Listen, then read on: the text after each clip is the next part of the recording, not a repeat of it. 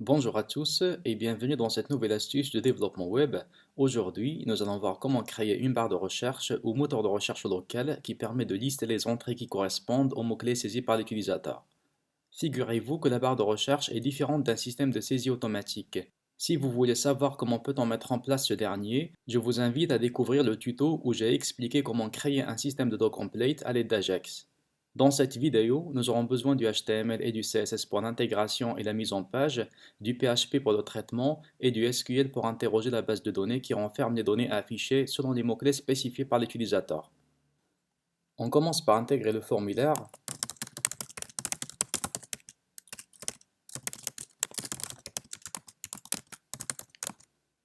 Vous avez constaté que j'ai utilisé la méthode get afin de pouvoir visualiser les mots-clés qui ont été saisis dans la barre de l'URL.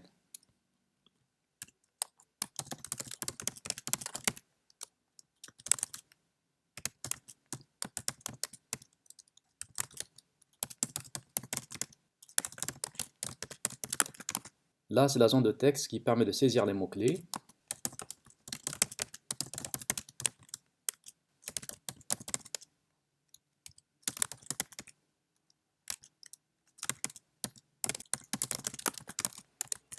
Et là, c'est le bouton de type Submit qui permet de soumettre le formulaire au serveur. Le rendu va ressembler à ceci. Bien sûr, j'ai appliqué au préalable le style CSS que j'ai intégré dans la page style.css.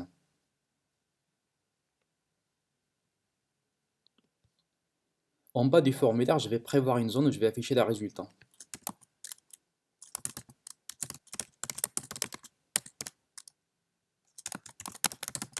Identifié par résultat. Je vais aussi intégrer une autre div qui contiendra le nombre de résultats qui ont été identifiés. Dont le ID vaut NBR dans ce cas. Je vais juste mettre un message de test, par exemple 2 résultats trouvés.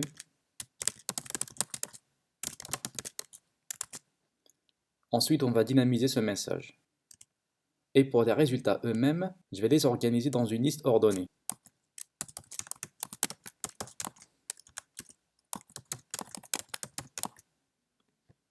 Et là encore, je mettrai un message de test. Résultat 1 par exemple. Alors exécutons. Bon, ça va ressembler à ceci. Il est temps de passer au traitement PHP.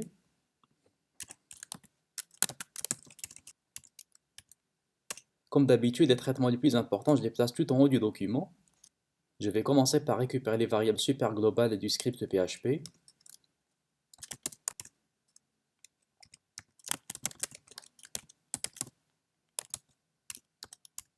Là, c'est pour la zone de texte.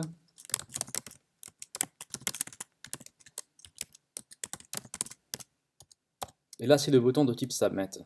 Et pour prévenir toute notification, je vais placer un arrobas provisoirement, comme on a vu dans une série de vidéos précédentes. Et là, je procède au traitement.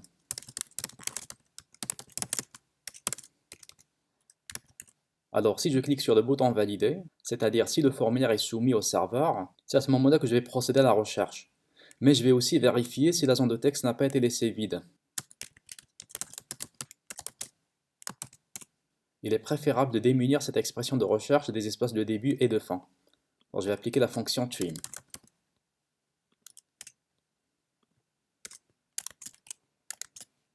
On va commencer par un exemple simple. On va supposer que l'utilisateur va saisir un seul mot en guise d'expression de recherche.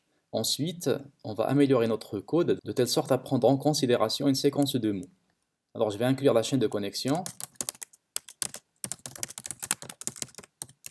C'est le même document PHP que j'ai utilisé dans les autres vidéos.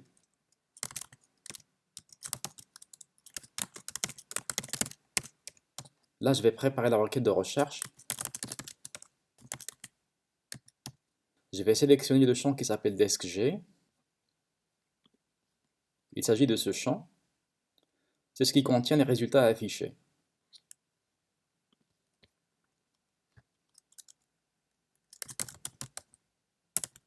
La table s'appelle glossaire. La clause va être la suivante, donc deskg, like, l'expression de recherche. Je pourrais mettre un marqueur interrogatif afin de séparer les données des traitements. mais particulièrement dans cet exemple, je vais mettre les données de traitement dans la même requête SQL. Bien sûr, c'est déconseillé pour des raisons de sécurité que j'ai expliquées avant, mais pour simplifier le code, je préfère procéder ainsi. Et quand vous aurez compris le principe, vous pourrez préparer votre requête SQL et passer les paramètres au moment d'exécution. Là, je mettrai la chaîne de caractères keywords. Bien entendu, le résultat qui sera stocké dans la base de données n'est pas équivalent à keywords exactement, mais il contient celui-ci. Alors on va mettre ici les symboles pourcentage pour dire que le mot-clé keywords figure dans la chaîne de caractères à retourner.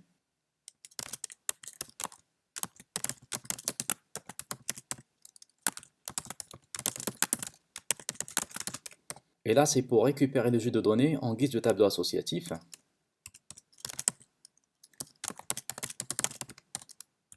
Ici, j'exécute la requête. Bien entendu, je n'ai pas besoin de passer les arguments parce que j'ai déjà fait au sein de la requête elle-même.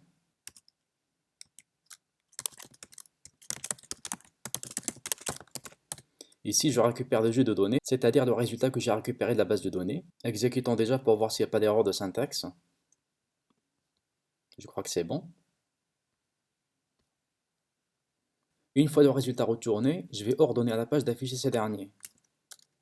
Donc je mettrai la variable afficher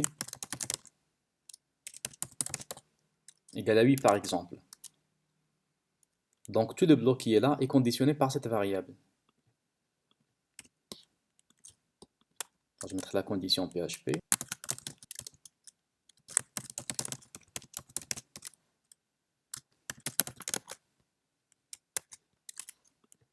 Alors si affiché est égal à 8,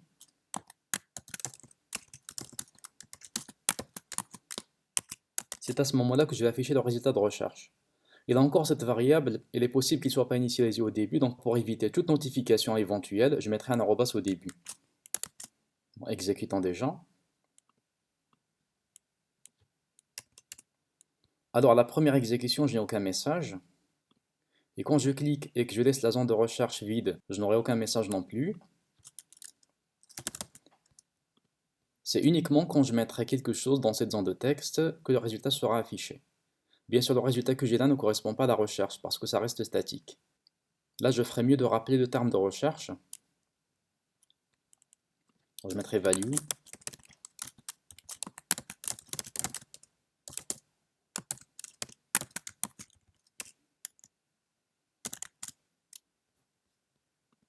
Alors ça donne ceci. Maintenant, personnalisons les résultats. On commence par ça. Le nombre de résultats retournés.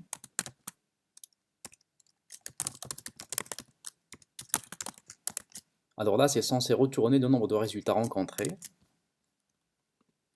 Donc 0 résultat dans ce cas. Normalement, ça devrait donner plus que ça. Je vais vérifier la requête.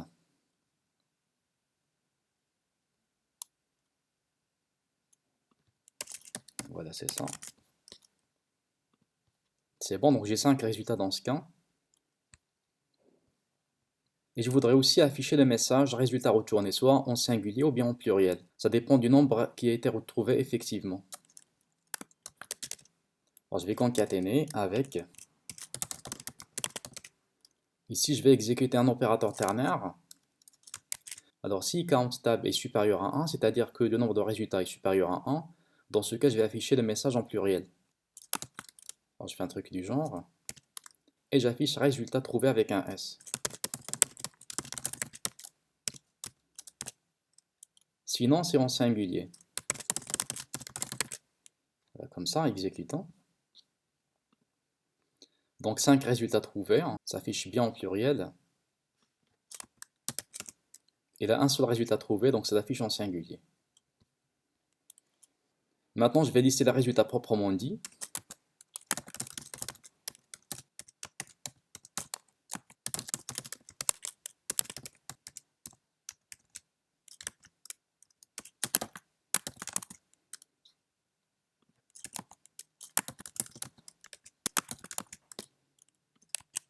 Alors ce traitement sera bouclé.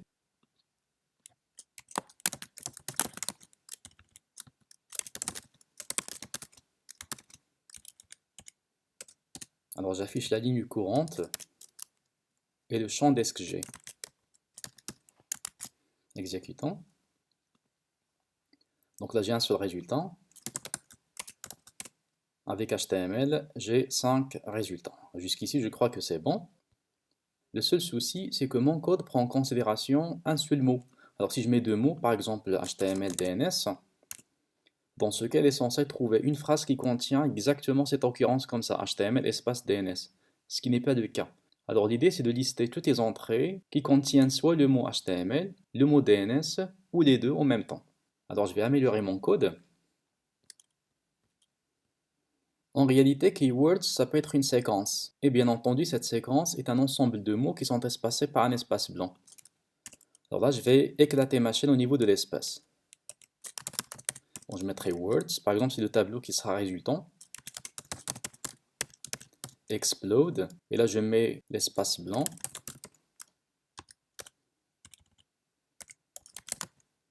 Et là, c'est la chaîne de caractères keywords que j'ai démunie des espaces de début et de fin.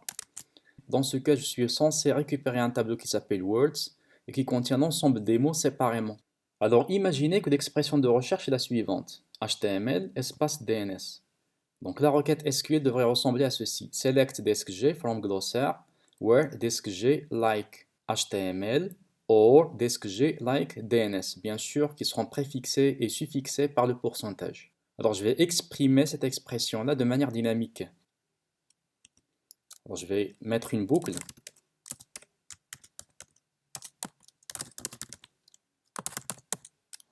Donc là, c'est le tableau Words. Et là, je vais définir les différentes expressions dont j'ai besoin, c'est-à-dire diskg like 1, diskg like 2, etc. Bien sûr, 1, 2, ça fait référence aux différents mots qui constituent la chaîne de caractères. Alors là encore, je vais créer un autre tableau que j'appellerai KW pour dire keyword, $i est égal à la chaîne suivante. Bon, ce qui va se répéter, c'est ça, diskg like. Et comme terme de recherche, il faut mettre une chaîne de caractères, comme ça. Et je mettrai le mot courant, c'est-à-dire KWI. Alors il faut concaténer.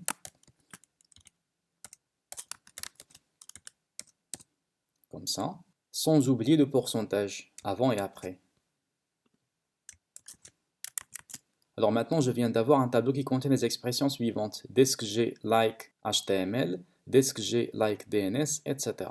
Il suffit maintenant de regrouper ces expressions en les espaçant par l'opérateur logique OR. Donc je le fais ici. Donc je vais faire appel à la fonction implode de PHP qui permet de convertir un tableau en une chaîne de caractères. Et en guise de séparateur, je mettrai OR. Le deuxième argument n'est rien d'autre que le tableau KW. Alors exécutons. Là, j'ai une petite erreur au niveau de la ligne 7. Ah oui, là, il faut mettre words. Ouais, c'est ça. Donc, ça me donne 6 résultats. Je crois que c'est bon. Je mettrai juste HTML tout seul. Ça me donne 5 résultats. DNS tout seul, ça me donne un seul résultat. HTML et DNS, bon, ça me donne 6 résultats, c'est-à-dire 5 résultats pour le HTML et un seul résultat pour DNS. Sachant qu'il n'y a aucune phrase qui regroupe les deux termes simultanément. Alors, je pense que c'est bon. Et si vous voulez que les deux termes figurent simultanément dans les phrases qui seront retournées, dans ce cas, il suffit de remplacer OR par AND. Voilà, comme ça. Alors, exécutons. Ici, je n'ai aucune occurrence qui contient les deux simultanément. Par contre, si je mets HTML, CSS, là, c'est bon, j'ai 3 résultats. Et si je mets aussi le terme W3C, j'ai 2 résultats, etc. Alors, je crois que c'est bon. Merci pour votre attention et à la vidéo prochaine.